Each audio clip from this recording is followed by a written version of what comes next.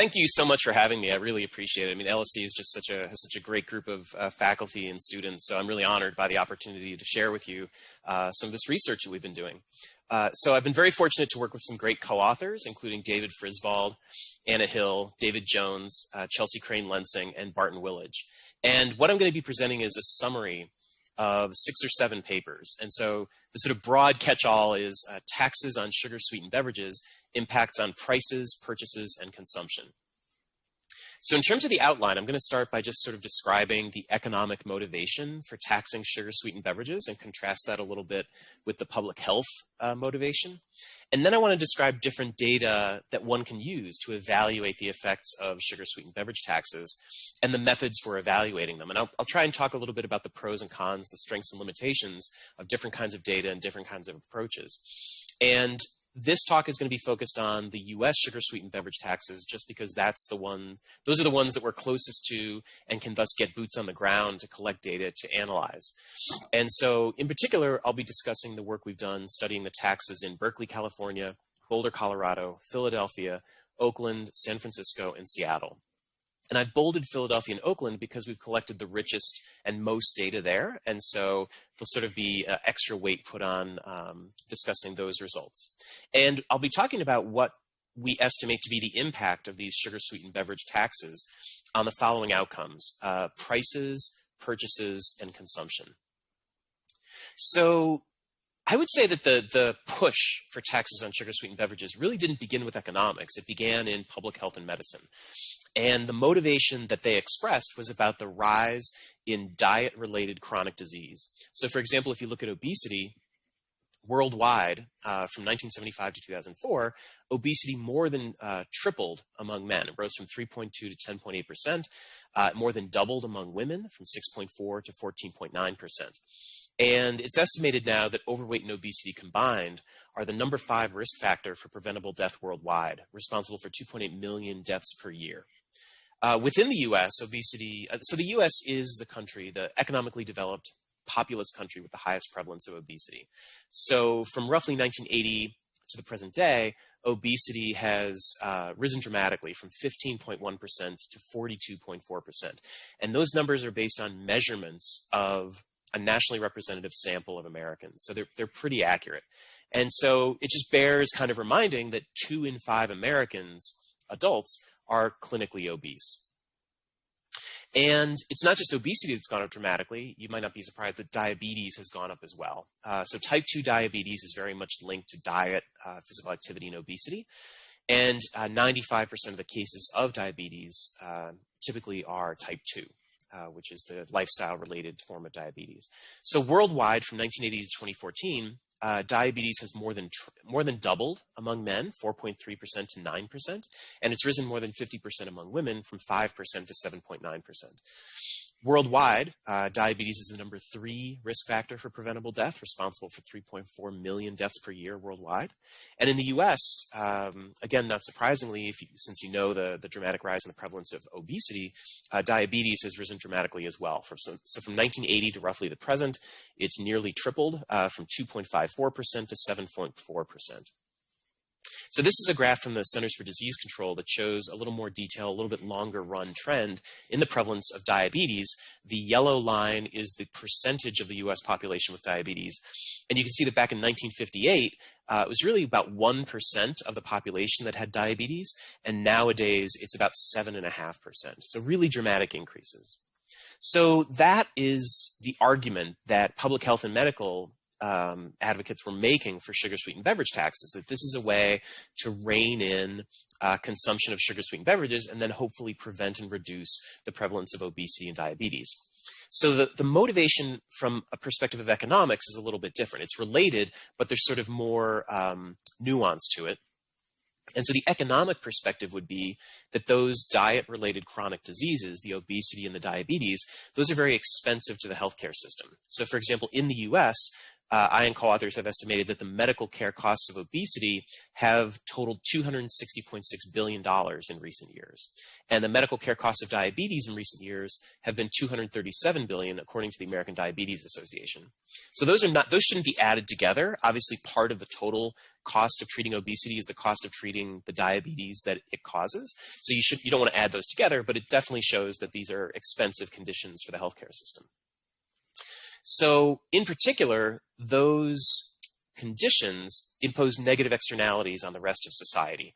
So we estimate that 88% of obesity-related medical costs are paid by third-party payers. So in other words, people are not paying out of pocket for all of their own healthcare issues related to obesity. It's largely being paid for with tax dollars through public health insurance and group health insurance premiums that are paid by everybody else in the pool. Something similar is true of diabetes. More than 2/3 of diabetes costs are paid by government health insurance, and so therefore they're being funded with tax dollars, and most of the remainder by private insurance, and therefore ultimately by other people in the insurance pool. So I want to be careful here, because the purpose of insurance is to pool our money together and then give money to the people who incur a shock, right? So that's the point of insurance. But at the same time, sort of the dramatic increase in obesity has led to an added burden being shared by everybody who pays taxes and everybody who's buying health insurance. So these negative externalities as a market failure are generally seen as a main economic rationale for government intervention, right? So if we found that a plant, a factory was polluting the air, and that pollution was then causing acid rain, which was damaging forests and cars and buildings, the sort of Pigouvian solution would be we should tax the firm based on the marginal external costs of the pollution. So there's sort of a similar logic here, that we should be taxing foods and drinks that contribute to obesity and diabetes to internalize the externalities.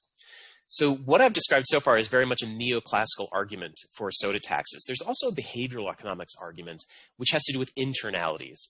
And the behavioral economics argument would be that people are not necessarily maximizing their utility in terms of food and drink. And that in particular, people may be impulsive, they may have time inconsistent preferences, and as a result, they may consume more sugary drinks, more fatty foods than would maximize their utility. And they're not able to sort of optimally constrain some of those impulses. And so some economists like Hunt Alcott and his colleagues have argued that actually internalities also justify soda taxes, that by raising soda taxes, we can help people help themselves, help them restrain their excessive consumption. And so the argument isn't about saving money for the rest of society, it's about helping people optimize their own decisions. And so if we think there's a case then, an economic case for using taxes to internalize externalities and address behavioral economics quirks, there's still the issue of what we should tax, right? And it's not clear. It's not clear what exactly is the set of foods and drinks that causes obesity and diabetes. So, SSBs is just one very narrow category, but it is the one that has most commonly been taxed. So what do I mean by sugar-sweetened beverages? So it includes sodas, which are carbonated drinks like Sprite, colas, carbonated drinks that are cola flavored like Coca-Cola and Pepsi, energy drinks like Red Bull that have high caffeine, high sugar, artificially sweetened fruit drinks, for example. And one thing that's kind of interesting is that as long as there's been a discipline of economics, there has been an argument for taxing sugar. So in The Wealth of Nations from 1776, Adam Smith wrote that sugar, rum, and tobacco are commodities which are nowhere necessaries of life, which are become objects of almost universal consumption, and which are therefore extremely proper subjects of taxation. So the idea of a sugar tax is as old as our discipline. In the US, we actually had a nationwide soda tax during World War I. It was just a revenue generating mechanism to deal with the World War. And so you can see sort of here at the bottom right, this form from the Internal Revenue Service for fountain stores where they served the soda jerks would sort of pour you a carbonated beverage to calculate and remit the tax on sodas. So the argument, so again, but why tax only SSBs when there's so many other foods and drinks that presumably contribute to obesity and diabetes? Well, the arguments of public health advocates are that, sugar-sweetened beverages are energy dense, meaning they have a lot of calories per unit weight, and they have no nutrients. Another issue is that because they're liquids, it doesn't give us as much feedback that we're satiated. So if you ate a lot of kale, right, all that fiber, gathering in your stomach would send feedback through your system to tell you were full, and you would eat less because your stomach was full of kale. With liquids like SSBs, they pass so quickly through your stomach, it doesn't really expand your stomach, and that's one important route for getting feelings of satiety. And so you don't see as much offsetting behavior. If people drink a lot of calories, they don't tend to decrease their subsequent eating as much as you might think. Another issue is that even if we set aside the whole issue of calories and we just focus on diet drinks, even diet drinks can raise your glycemic load or cause insulin spikes, which can raise your risk of diabetes. And then I think too, like public health people, I think are quite frank that they just see it as kind of an easy target. They know that SSBs are not something anybody needs to drink. They know that a lot of people are aware that they're not particularly healthy for you. And so it's just kind of an easy target to go after with these taxes. So industry has its own counter arguments. They argue it's not fair, right? The beverage companies argue, like, why are we being singled out? Why aren't you also taxing ice cream, which also has, really high calories, but also has really high saturated fat? Why aren't you taxing candy bars? Why are we the only ones being targeted with this? And then the beverage industry also points out that while diabetes and obesity have risen so dramatically in recent years, consumption of carbonated soft drinks has actually fallen quite consistently for quite a while.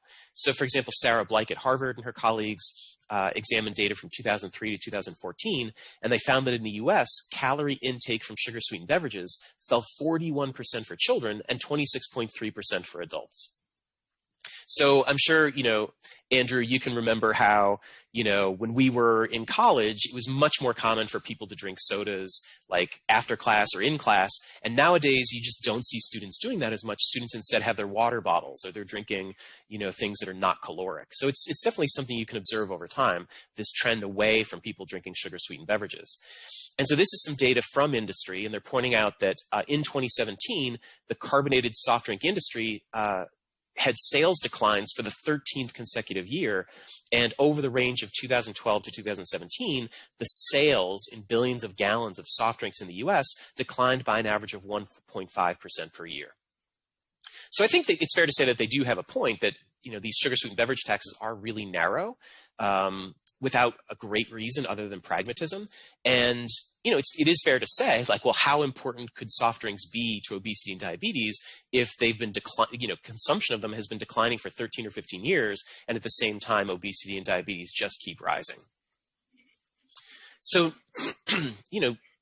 despite all these arguments, or because of them, numerous medical and public health organizations have encouraged policymakers to enact taxes on sugar-sweetened beverages. So statements encouraging these taxes have been passed by the Society of Behavioral Medicine, the American Academy of Pediatrics, the American Heart Association, the World Health Organization put out this document you can see at the lower right, taxes on sugary drinks, why do it, encouraging different governments to adopt them. The British Medical Association encouraged their adoption in 2015, the American Public Health Association in 2012. And policymakers have listened. So this is a map showing you places in the world that have adopted taxes on sugar-sweetened beverages. And it's kind of striking because they've really been adopted on every continent. It's a really diverse set of countries, from Mexico, Peru, Chile, South Africa, France, UK, Ireland, Saudi Arabia, India, Philippines, and many small Pacific Island nations like Nauru, Samoa, and Tonga. Within the U.S., we don't have a national tax like we did during World War I anymore. That was repealed after World War I. But individual cities have begun passing these taxes on their own. Many of them are concentrated in the Bay Area of California. So San Francisco, Oakland, Berkeley, and Albany all have 1 cent per ounce taxes. Seattle has a 1.75 cent per ounce tax. Boulder has a 2 cent per ounce tax. Philadelphia has a 1.5 cent per ounce tax. Cook County, which is the home to Chicago, briefly had a tax on sugar-sweetened beverages, but there was so much opposition that it was pretty quickly repealed. And then the Navajo Nation, which is a Native American reservation spanning 3 states, has an additional sales tax, not just on soda, but also on other energy-dense foods. So these taxes are highly controversial. Even though, I'm showing you that they're passing all over the world, that there's all these cities across the U.S. that have adopted them, in every one of the cases, at least in the U.S., they've been very bitterly fought debates. So Caputo and Lusk published a recent article in the American Journal of Agricultural Economics, in which they conducted a survey in the U.S. in 2019, and 68% of respondents said that they would vote against a soda tax that raised prices by 25%.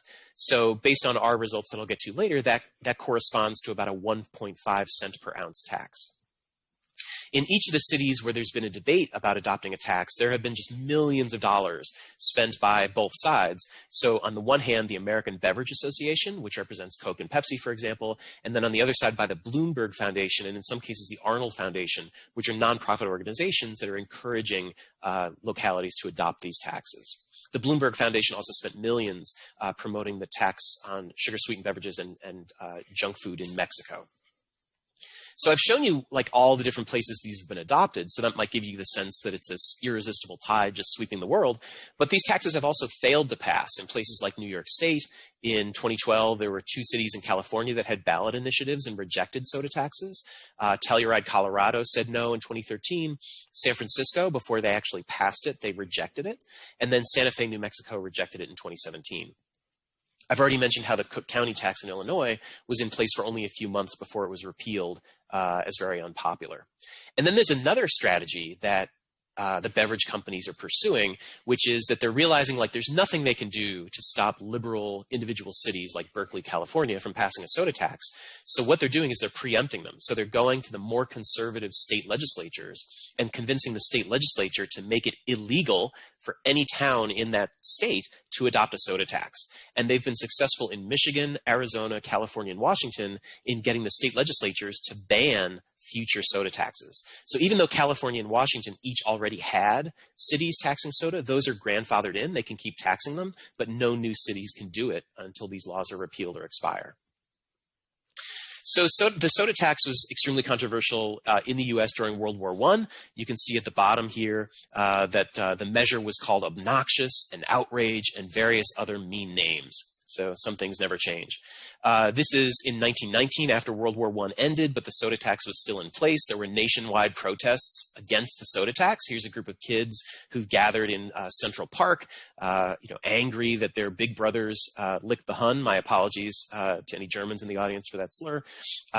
They did their bit too, and they want the soda tax repealed. So that was, this is 1919. Let's skip ahead almost 100 years to 2016, and you can see that there are still protests going on about soda taxes. So the upper 2 pictures are showing you people protesting in favor of Philadelphia adopting the soda tax. They're saying our kids are worth it, and they want pre-K for PA or Pennsylvania. And what they're referring to is the earmarking of tax revenues for sort of socially progressive causes like universal pre-K in that city.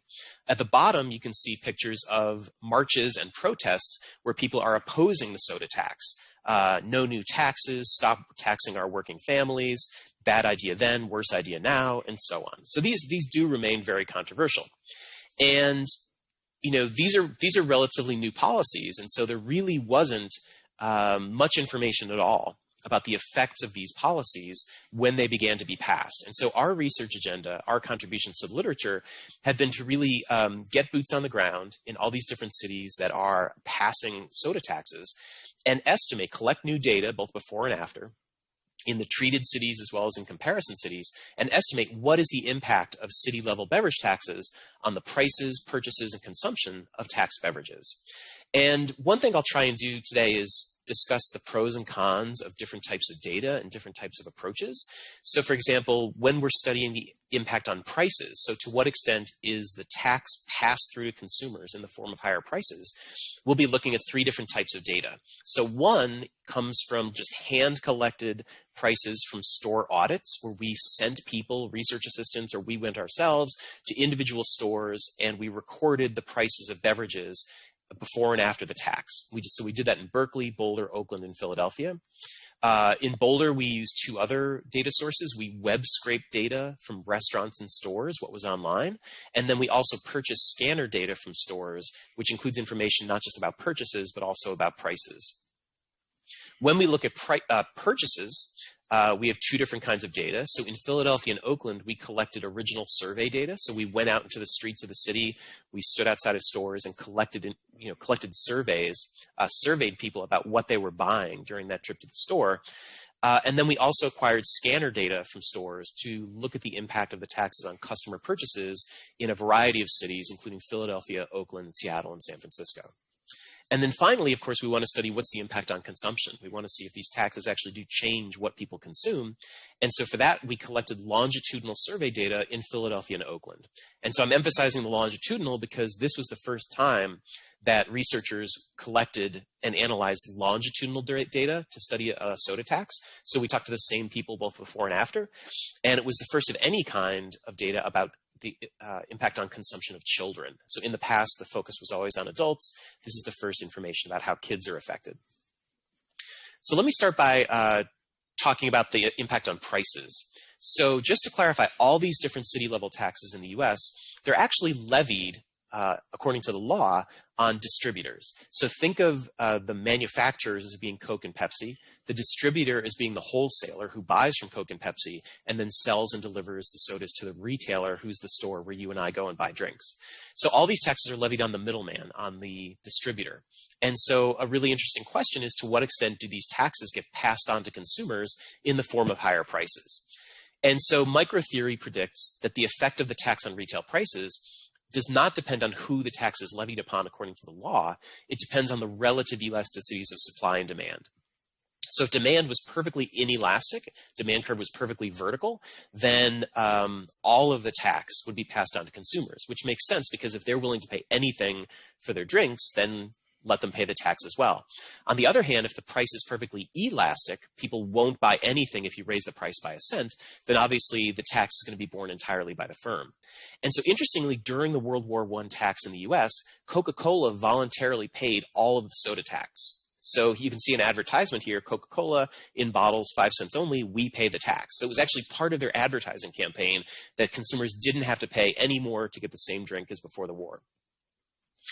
Also, because the pass-through of the tax depends on the relative elasticity of supply and demand, it very well may vary across city, because the elasticities may vary across city because of degrees of competition, differences in local preferences for drinks, historic advertising, income. There's all sorts of reasons it might differ by city, so pass-through may differ by city as well. So the methods we use to estimate the impact of the soda tax on prices, the pass-through of the tax, it's really difference in differences. So in the simplest form, what we do is we collect data once before the tax and once after the tax in 2 geographic clusters. One is the treated city, and then one is a comparison area. And the comparison area might be the suburbs of the treated city, or it might be like a nearby city. And there's sort of a trade-off in what comparison area you choose, because the closer the comparison area is to the treated city, the more plausible becomes that parallel trends assumption. That's the identifying assumption of difference in differences. Like the more similar the people, the closer they are geographically, the more likely it is that they have similar preferences, that they're exposed to similar amounts of advertising, that the store environments are similar.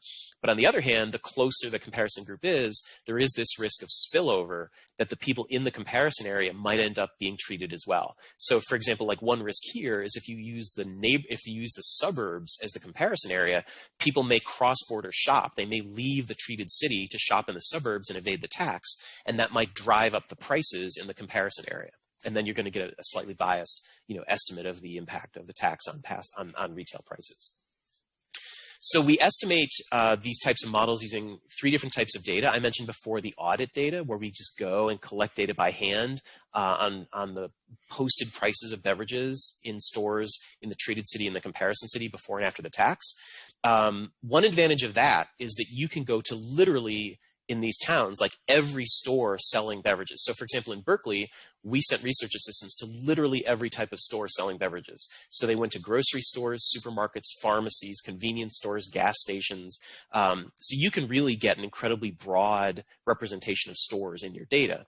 A disadvantage is there's only so many times you can do that. It's expensive in time and money, and so you have fewer time periods. And then you're not observing transactions. You're just recording posted prices. So we also look at scanner data. The advantage of scanner data is that you have incredibly rich data over time. You can observe it's all transactions. You can observe transactions every day that you have the data for.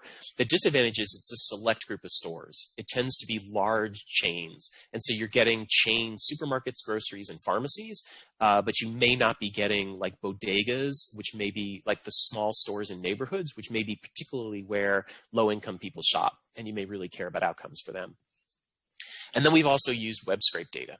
So let me just give you like one specific example of a pass-through study.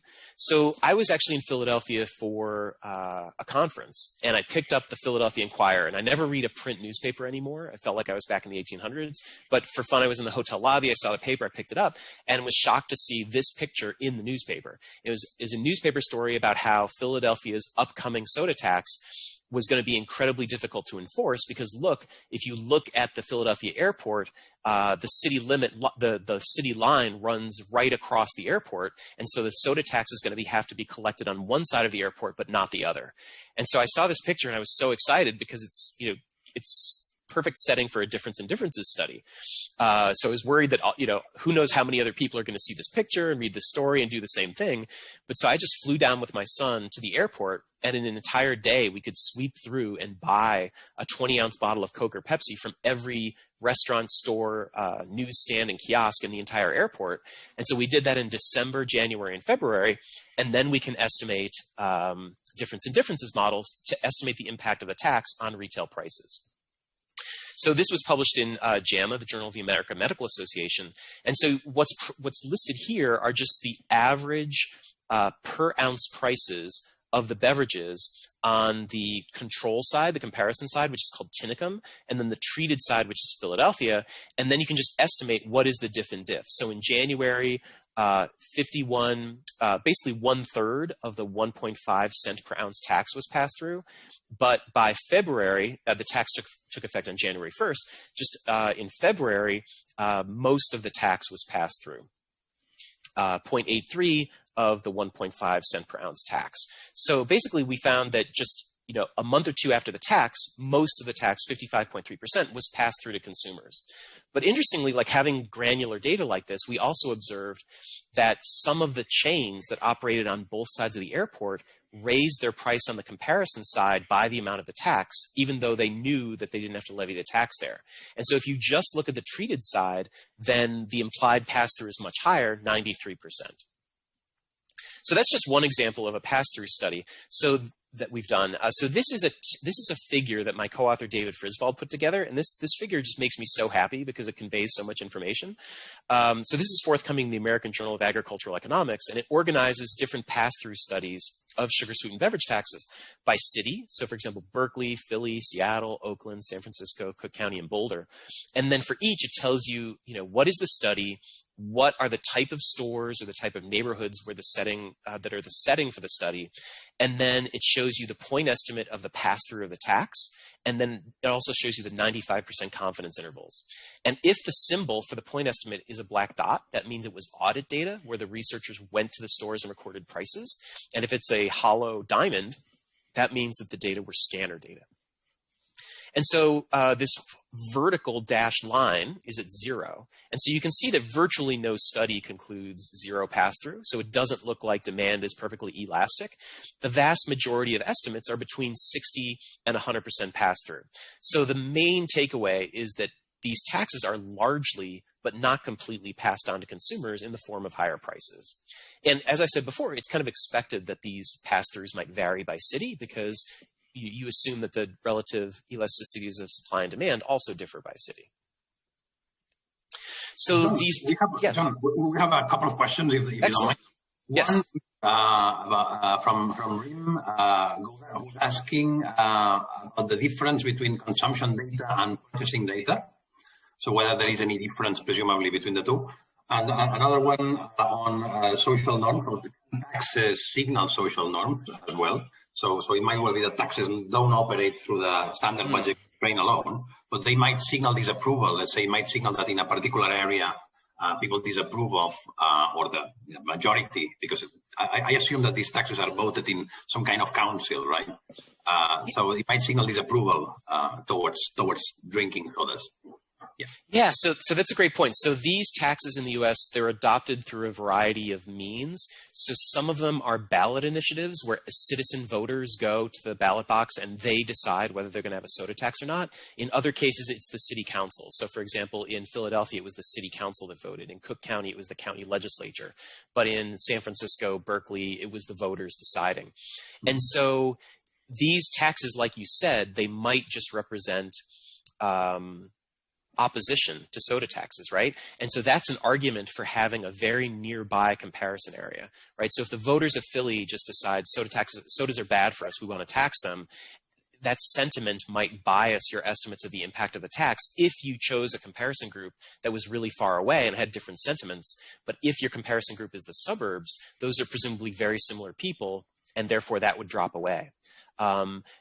But you're right, too, that like one way that the tax might affect you is in a behavioral economic sense, that when you become aware that the government is taxing unhealthy drinks and you see that the tax is applied to this drink that you usually have, it might be information, right? So if your typical drink wasn't Coke, but it was some sort of like fruit drink that actually had no fruit and it was very sugary, you seeing that the tax applies to your drink might tell you that, oh, fruit drink isn't good for me. It's not really like fruit and healthy. It's actually just kind of another sweet beverage. And so that might be one mechanism by which these taxes work. I completely agree. And then the other question was about consumption versus purchases. Is that right? Exactly. Yep. So the consumption data is collected by, we conduct longitudinal surveys. So we intercept shoppers outside of stores and we survey them before the tax takes effect and survey them after the tax about how much they drink per week. And we also ask them about how much their kids consume. And so that's the data on consumption. And then the purchase data is either coming from us surveying people about what they bought that day or what their typical purchases are, or scanner data where we observe transactions in the stores. Thank you. Yep. So these taxes are raising, in some cases, having very substantial impacts on price. So this is on the left-hand side, what we observe happening in Philadelphia. On the right-hand side, what we observe happening in Oakland, California. And so, for example, a 20-ounce bottle of Coke, that price went up 22%. A 2-liter bottle price went up 43%, and the price of a case of cans went up by a third. So Philadelphia, the price increase was greater than in Oakland. For one reason, Philadelphia's tax was larger, but also the pass-through was just higher in Philadelphia. But you can see even in Oakland, you know, if we're talking about larger sizes, 2-liter bottles or cases of cans, the price increase is still 16 to 18%. So certainly in Philadelphia, these are large enough to get people's attention. If they're used to paying $2 for a 2-liter bottle and all of a sudden they're asked to pay $3, it's, you know, plausible that this would end up affecting people's purchases and consumption.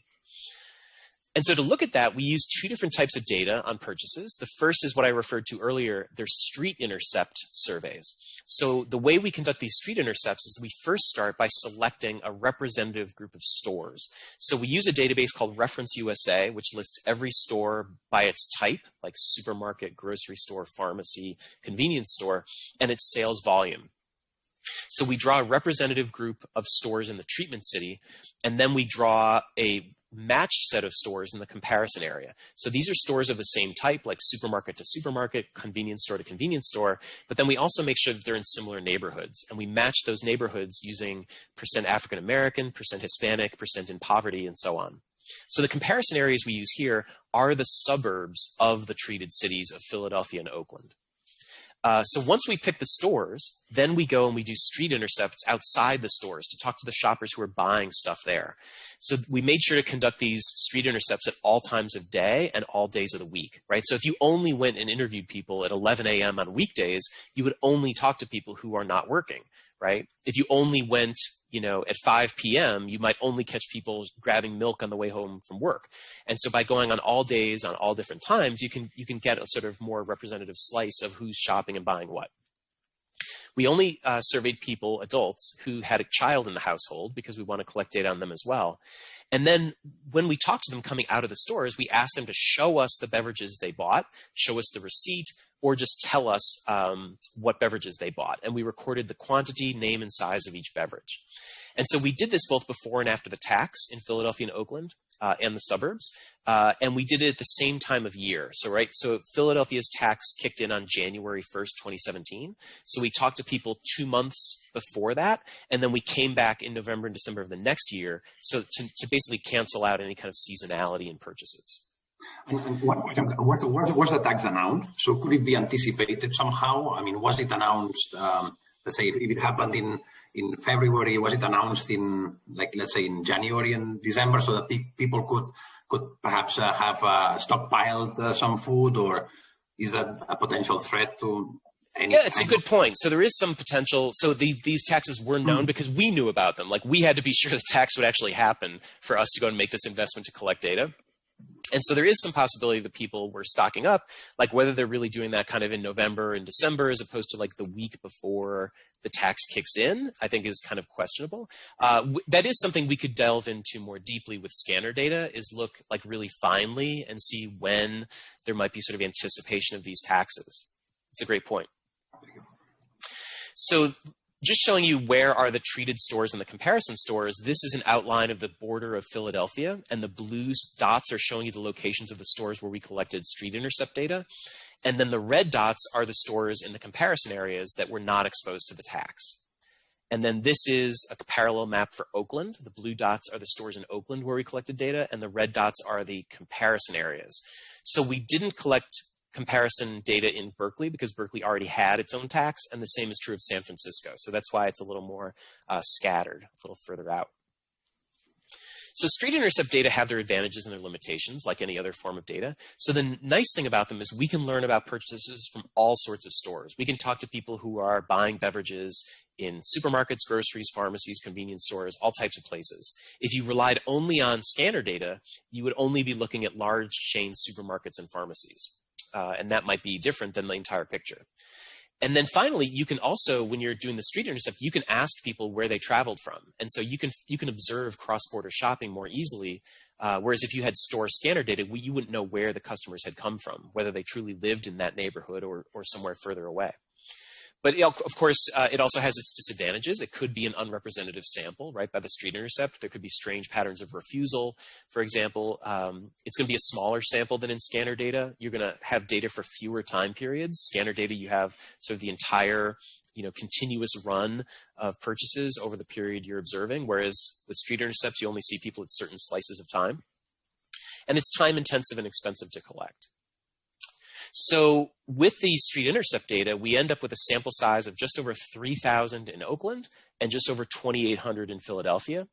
And we estimate a difference in differences model. So we're regressing people's purchases on an indicator variable for us talking to them after the tax, them living in the treatment area, and then the interaction of those two things. And so alpha 3 is our difference in differences estimate of the impact of the tax on purchases. We control for other characteristics of the individual, such as their race, ethnicity, whether they're in poverty, also the day of week and time of day that we're seeing them, the type of store we intercepted them outside of, and so on. We cluster the standard errors at the level of store because maybe people are very similar who are shopping in similar places. We cannot, with this data, cluster at the level of geography because there's only 2 geographic clusters. We weight the regressions based on the sample weights that were constructed that account for sample design. And our identifying assumption, of course, is that of parallel trends, that this time trend is the same for both the treatment and control group. So what would be problematic is if there was just a different trend in soda consumption, or purchases, I should say, soda purchases in the Philly suburbs compared to Philly, or the Oakland suburbs compared to Oakland. So with our data of street intercepts, we can't test the parallel trends assumption using that, but what we can do is go to the Nielsen scanner data, right? So these are data from stores that contain really rich information about transactions, and we can compare Philadelphia, which is the blue line, to the suburbs, which is the red line, and you can see that they're strikingly parallel, right? So it really looks like the suburbs are experiencing very similar demand shocks as the treated city, and this is all before the tax kicks in. So this is going from January 2015 to the end of 2016, just before the tax takes effect in January of 2017. When we look at Oakland and look at the parallel trends assumption there using the Nielsen data, again, we can see that these are very parallel. Oakland is the blue line, the suburbs are the red line, but there is an intercept difference between the two, but the trends seem very similar. So it looks like the parallel trends assumption is satisfied for the purchasing data in these cities. So this figure is showing you our estimates of the impact of the soda taxes on purchases per shopping trip in terms of ounces. So in Oakland, the diff and diff estimate is that people in Oakland bought 11.3 fewer ounces of taxed SSBs each shopping trip. But we have a wide confidence interval around that, and so we cannot reject the null hypothesis that the true value is 0. In Philadelphia, the point estimate is a little smaller. It's an 8.5 ounce decrease per shopping trip, but it's a tighter confidence interval, and so that is statistically significant. So how big is that? If you look at percent changes, it's really quite big. So in Philadelphia, we're observing a 61.6% decrease in purchases of SSBs, and in Oakland, a 58.5% decrease. Although, again, in Oakland, it's a noisy estimate, so it's not significant. So in Philadelphia, this corresponds to a reduction in purchases of about 2 fewer 2-liter bottles per month. So that was the first source of data, is these street intercepts, where we ask people what they're buying. The second source of data is a source of scanner data called InfoScout. So InfoScout, these are home scan data. So I talked before about Nielsen store scanner data. These are scanner data from people at home who scan in their receipts. So you might have heard of the Nielsen home scan. So this is something similar, but InfoScout had more observations in the treated cities. And so this gave us more statistical power to use InfoScout instead of Nielsen. So one nice aspect of this data is that we have longitudinal household data that goes from 6 months before to 6 months after the tax. We observe all the purchases that people make in any location. And it also gives us the opportunity to look at 2 different control groups. So one is, again, going to be the suburbs, and the second is going to be matched households elsewhere in the United States. And so I mentioned before, like there's sort of a trade-off. If you have a very close comparison group, that's good because they're likely to have similar sentiments and experience similar shocks to demand. But one potential risk is that there's some sort of spillover of the tax, and having a more distant control group avoids the spillover, although they may not, share the same preferences or have the same demand shocks. So pooling all of the data from InfoScout, we have 1,447 households in Philly, Oakland, San Francisco, Seattle, and their comparison areas. That's just the number of households. We have monthly data ranging from 6 months before the tax to 6 months after, so the actual sample size is much larger. We estimate a difference in differences model, so we have household fixed effects, time fixed effects, and then the tax variable is equal to 0 if there's no tax at that time. And if there is a tax, it's equal to the amount of the tax, because Philadelphia's is 1.5 cents per ounce, Oakland's is 1 cent per ounce. And then we cluster standard errors by household or alternately by geography, because we have 12 total geographic clusters with the different treated areas and comparison areas. So this is a table from the paper which is published in Health Economics last year. And so when we use both of our comparison areas, both local and national, our estimate from the difference in differences model is that soda taxes, a 1 cent per ounce soda tax, lowers the purchases of SSBs by 53 ounces per month. And so that's equivalent to like a little over 4 12-ounce cans per month fewer that are purchased. This is statistically significant when we cluster by household. If we cluster by geography, it's not statistically significant because there's just not that many geographic clusters. We then check to see how much difference does it make whether you use a local comparison area like the suburbs or a national comparison group. And the estimates are pretty similar. So if we use the local comparison group, the estimate is a reduction of 49 ounces per month. If we use the national comparison group, it's closer to 62. But either way, it's statistically significant if we cluster at the household level. So I mentioned before, like parallel trends is the assumption behind these sort of diff and diff models. So using this InfoScout scanner data, we are able to test the parallel trends assumption using an event study. And so 0 here corresponds to the period just before the soda tax kicks in. And so you can see there's no sort of differential pre-trend prior to the SSB taxes. And then after the tax occurs, sales are generally lower, and they're significantly lower in months 2 and 4. So let me now move to the last outcome that we care about, which is consumption. And so from this, we are looking at longitudinal household surveys of consumers. So we start with people who are intercepted outside of the stores at baseline. the street intercept surveys that I mentioned before, and then we conduct a web or phone survey with them to determine how much they drink and how much their children drink of SSBs and other drinks, and then we follow up with the exact same people after the tax. So we measure their beverage consumption using what's called the NHANES Dietary Screener Questionnaire, and then we convert that into the amount of sugar consumed using a National Cancer Institute algorithm. And so again, we talk to people pretty much 1 year apart to control for any seasonality. And the sample sizes are that we have for Philadelphia a total of 1,100 people roughly, and also in Oakland roughly 1,100 people for whom we have this longitudinal data on consumption. We estimate a slightly different type of model because now we have longitudinal data. And so now we're going to be regressing the change in consumption from after the tax relative to before the tax on an indicator variable for whether they're in a treated area and controlling for their baseline consumption as well as other characteristics X. So X includes, characteristics of the person like age, gender, race, ethnicity, and education. And beta 1 is our estimate of the impact of the tax on the change in the amount they consume. So the reason for designing the model this way is that it has a different identifying assumption. So by regressing the change in consumption on baseline consumption and the indicator for treatment, we now, instead of a difference in differences as identifying assumption, the identifying assumption is unconfoundedness, that conditional on the lagged outcome, historic consumption, and X, that there's no unobserved variable that's correlated with both the treatment and the change in consumption. We cluster standard errors by store where we intercepted people, again, because maybe similar people shop at similar stores, and we weight the regressions to account for sample design. So what do we find in terms of how SSB taxes affect consumption?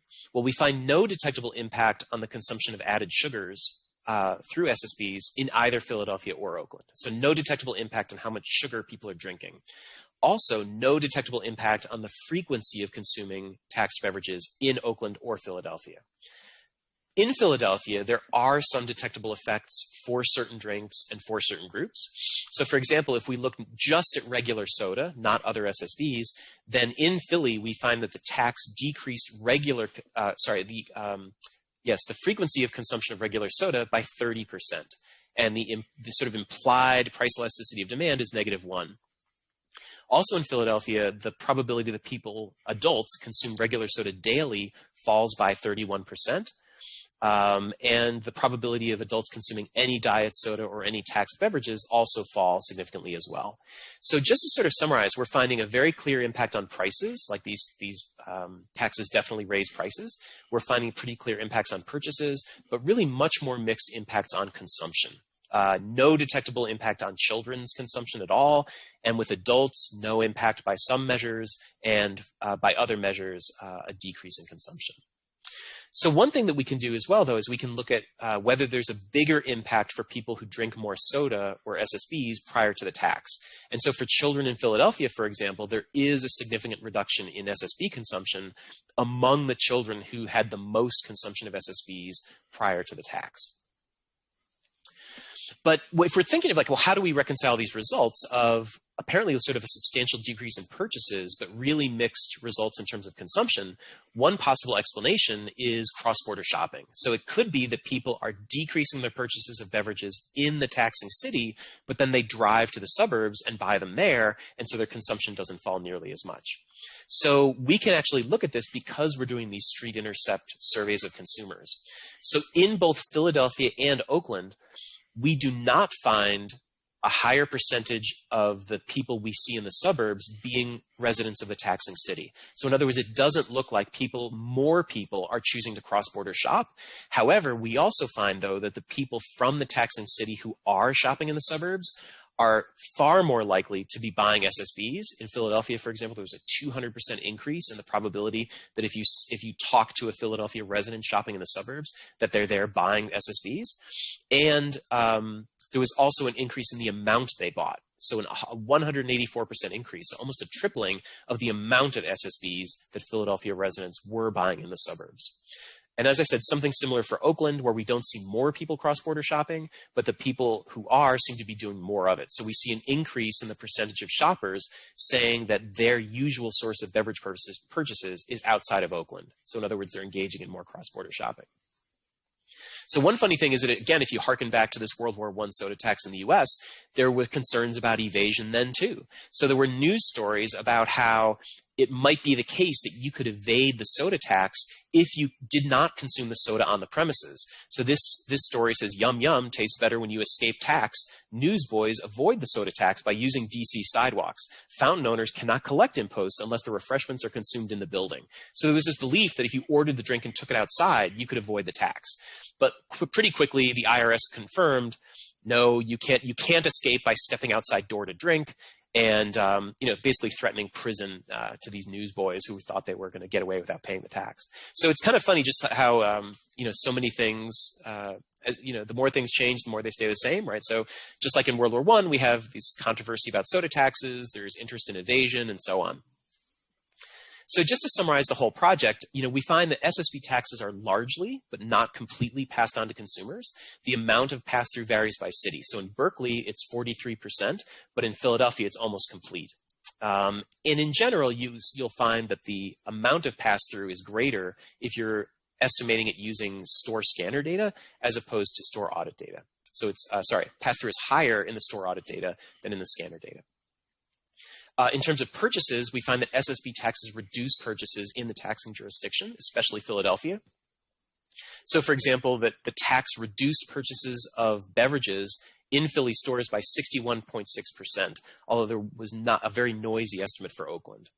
And then in the InfoScout scanner data, we found that these taxes reduced purchases by 12% across 4 cities combined.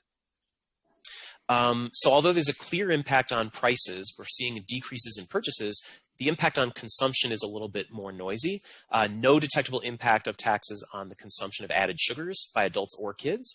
No detectable impact on the frequency of consuming all taxed beverages for adults or kids. But especially in Philadelphia, we find some impact of the tax on soda drinking by adults.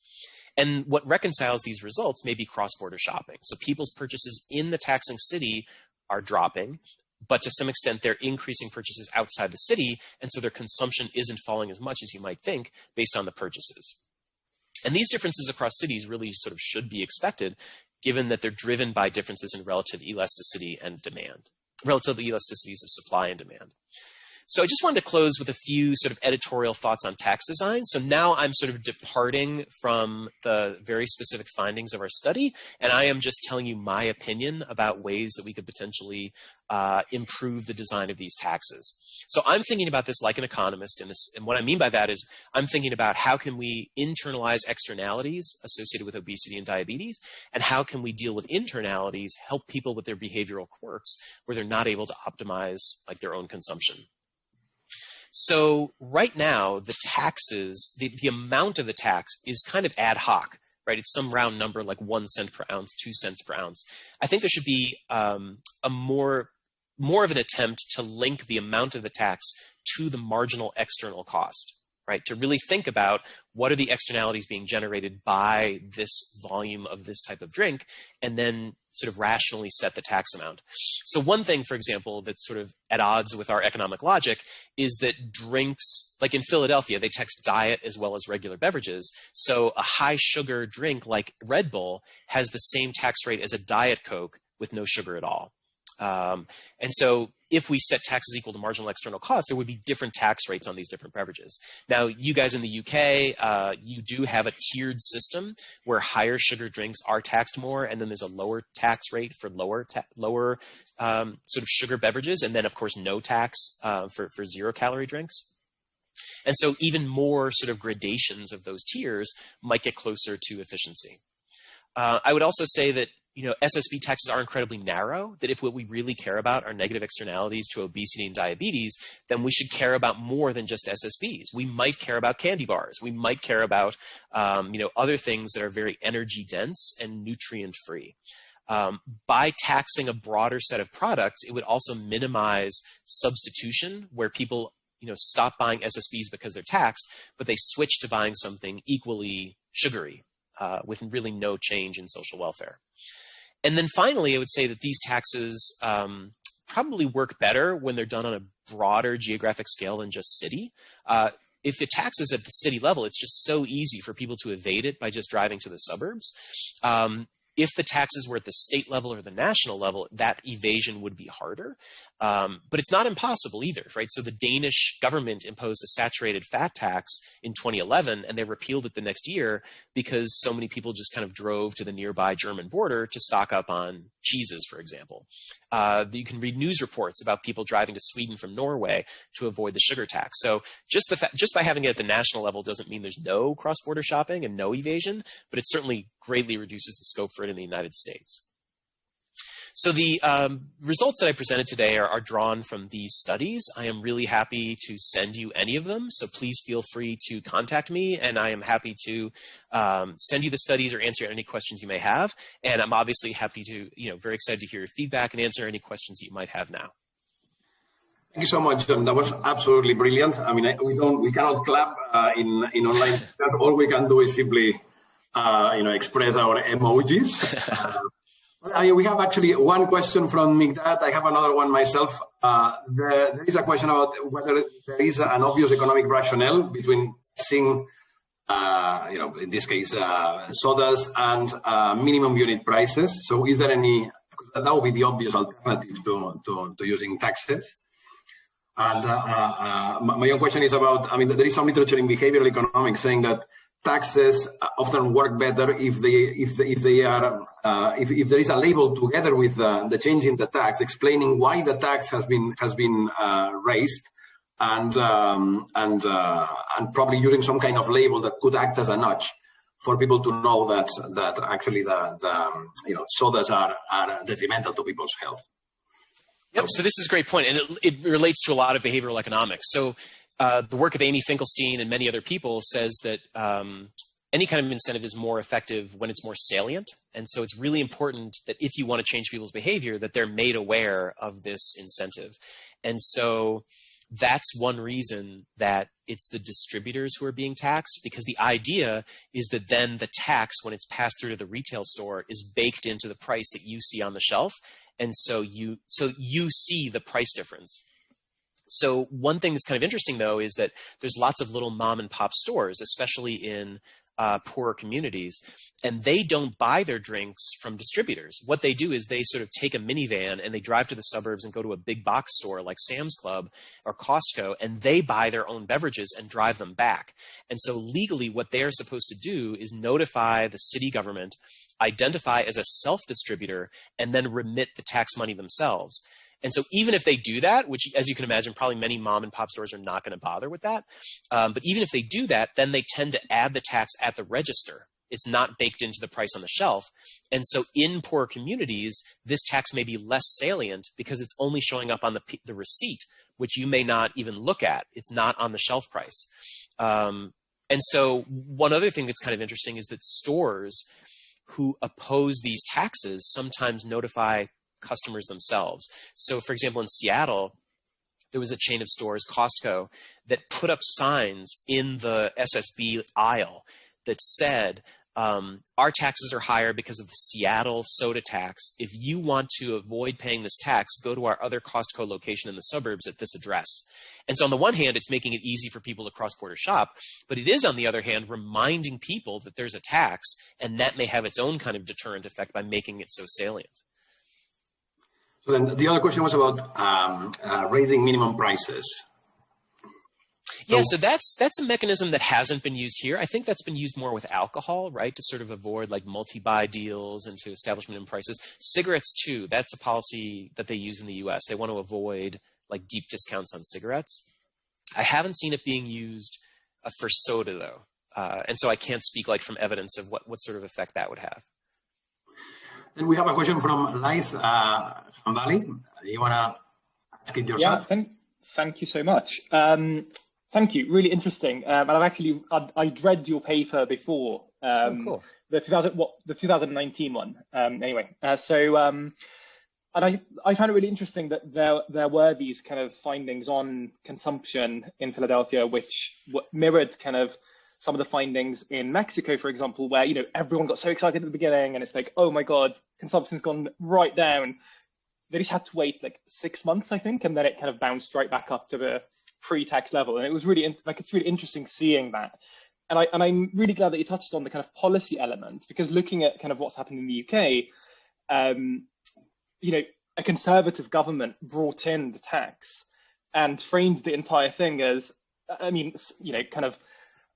it wasn't the kind of the explicit focus, but the implicit focus was take responsibility for your health, just drink less things that are bad for you. And they so had kind of that personal responsibility element, which obviously was the opposite of what public health campaigners were trying to do. And I had, I've got a lot of colleagues who are campaigning on this, and I'm really embarrassed for them because they walked straight into that trap of not addressing the kind of systemic causes of obesity. So that actually touches on my question, kind of brings me to my question, which is, that seems to be the ultimate problem, right? Is how do you actually, connect this issue of tax on things that might be bad for the public to the actual public health problem, which here, it's not to reduce sugar intake, it's to reduce obesity. And I think that's what a lot of people kind of end up forgetting. So my question is, what role do you see in that research kind of being advanced?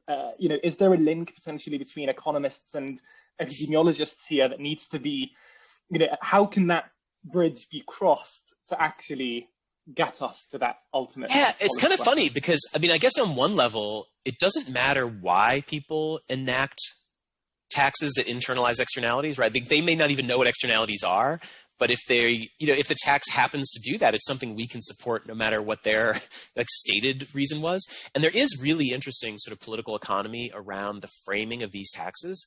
And so in Berkeley, California, Berkeley's very liberal. And so their framing was, evil beverage companies are advertising to our kids. They're making our kids obese and diabetic, and we need to do something about that. It was a social justice movement that was kind of grassroots.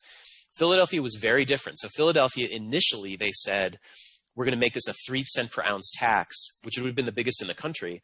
And there was a lot of opposition, and people said that the government was being a nanny state, trying to control what people ate and drank. And so what the mayor did is said, no, okay, we're going to cut it in half. It's going to be 1.5 cents per ounce, but we're going to expand it to diet drinks just to prove to you that it's not about controlling what you drink. And we're going to use the money for some general revenues and some pre-K. And so it's not all about health. It's just a way to get money for the stuff we care about. And so that worked for Philly, is actually saying, no, we're not trying to say this is about public health. It's just like, we need cash. Whereas in Berkeley, it was really the opposite. And so it would be interesting to know if people draw different conclusions about SSBs based on those sort of campaigns.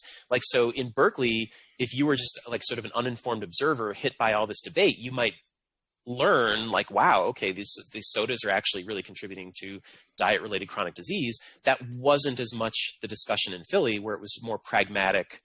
We need revenue to operate the government. And so it could have sort of different effects in different places because it might signal different information, to circle back to the earlier question about sort of salience and how people interpret this.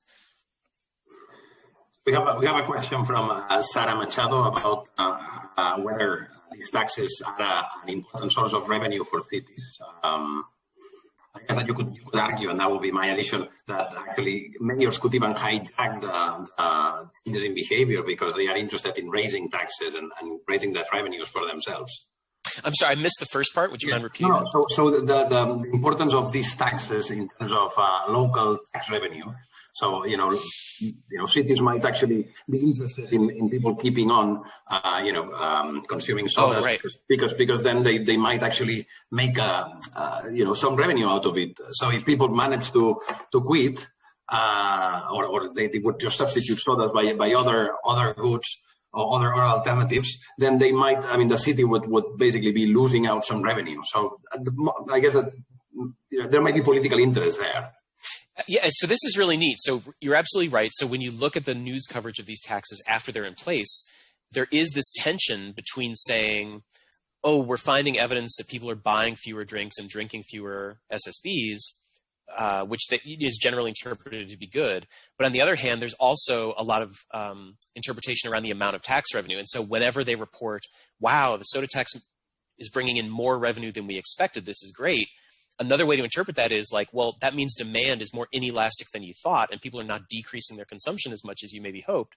And so there absolutely is this tension between, because very often one way to make these taxes politically palatable is to earmark the revenue for progressive causes. So I've mentioned like pre-K in Philadelphia. In Berkeley, it's very like public health initiatives in low-income areas.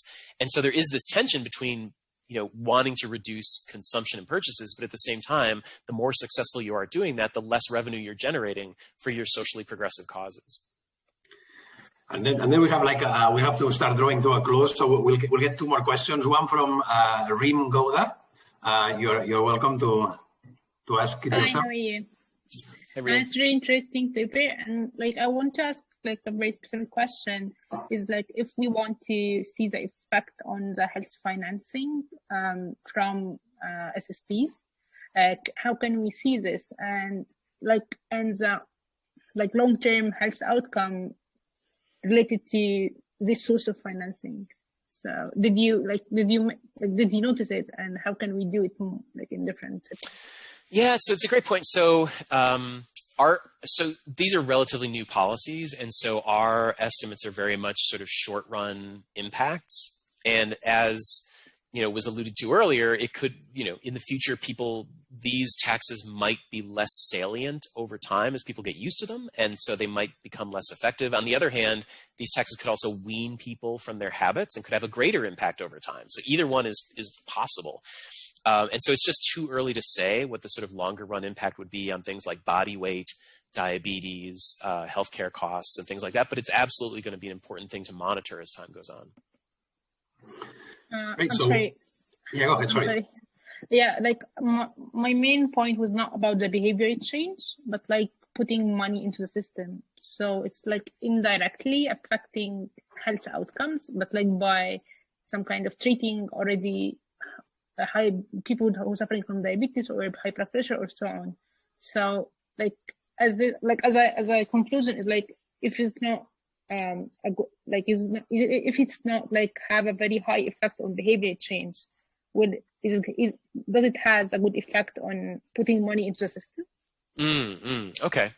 So this actually raises a really important point.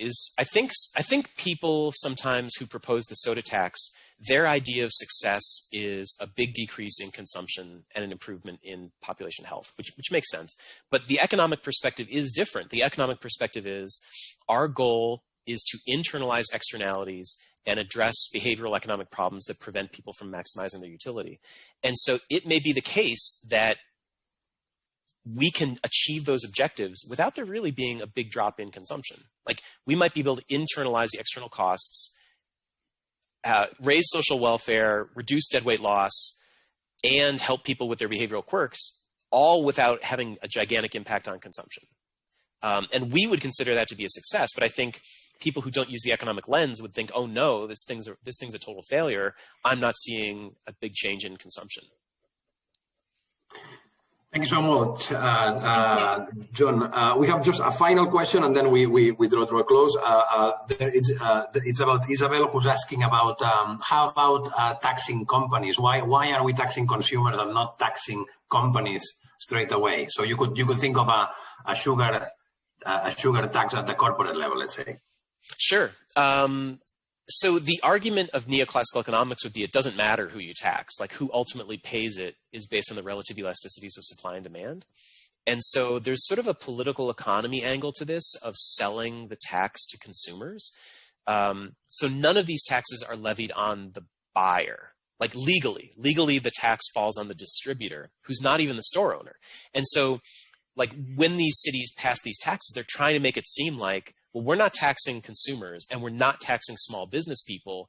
We're taxing like these big regional companies who serve as wholesalers. And to them, like to the local politicians, this is very meaningful because it signals that they like consumers and that they like local store owners. But in the end, it if you believe neoclassical theory, it really doesn't make any difference, because the elasticities of supply and demand are going to determine who pays it. And ultimately, our evidence shows it's definitely consumers. Like, most of the tax is being paid by consumers.